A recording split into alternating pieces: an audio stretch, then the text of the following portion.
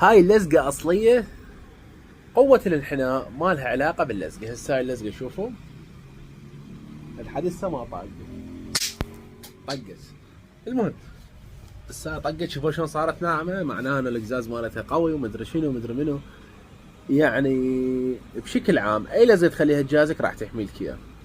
طبعا دا احكي عن اللزقات، اكو نوع من اللزقات تصير الحافة مالتها بهالشكل هذا.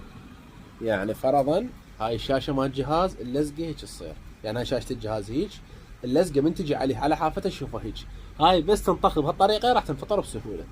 اما ذا اللزقات تصير الحافة مالتها هيك، هاي ايدي حافة اللزقة، فتحافظ لك على اللزقة راح تكون عمرها اطول عندك، بالتالي حتكون من ما بيها فطور راح تحمي لك الجهاز اكثر، من بيها فطور راح تتكسر اكثر فما تصير بيها مقاومة. هاي اللزقة اللي هيك، بينما اللي هيك راح تكون احسن.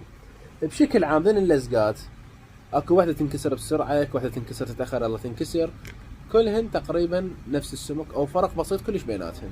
ما يقدرون يخلوا لك لزقه بسمك ثخين كلش، بسمك عالي لين راح اللمس يقوم يعلس عندك وبي مشاكل باللمس. فاللي اريد اوصل لكم اياه من هذا الكلام انه اي لزقه حافتها هيك راح تكون مشابهه. اكو اللي يقول لك هاي لزقه مدري شنو، هاي مدري منو، وفرق بالاسعار بيناتهم كبير، وهن بالاخير نفس النتيجه راح يطنك. هسه هاي اللزقه بايعين على اساس انه هي لزقه اصليه ودرجوله وتحافظ لك على الجهاز ومدري شنو. هو هنا جدي يبدلها صار بها فقاعات، يعني ما بها فت خلل، فهي اصلا مستهلكه يعني ثالثه، فاذا احكي لكم عنها فيها فلتر وهالسوالف هاي ومدري شنو. فمقصد كلام من هذا الفيديو شنو المقصد؟ انه اللزقات اللي هي مجرد انها تكون حافتها بهالطريقه هاي هم مشابهات ونفس الشيء تقريبا تعطيك نفس النتيجه.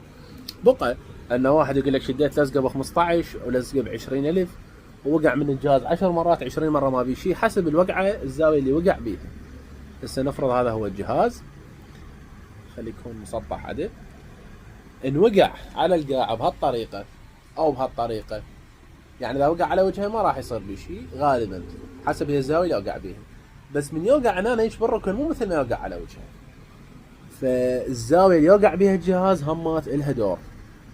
قسم اللي يقول لك انا اشتريت هذا الجهاز ضد الكسر وغيره ومدري شنو وهذا الجهاز اقوى من غيره، فهي ما لها علاقه، ومو شرط انت مخلي لزقه او ما مخلي لزقه، حسب الزاويه اللي يوقع بيها.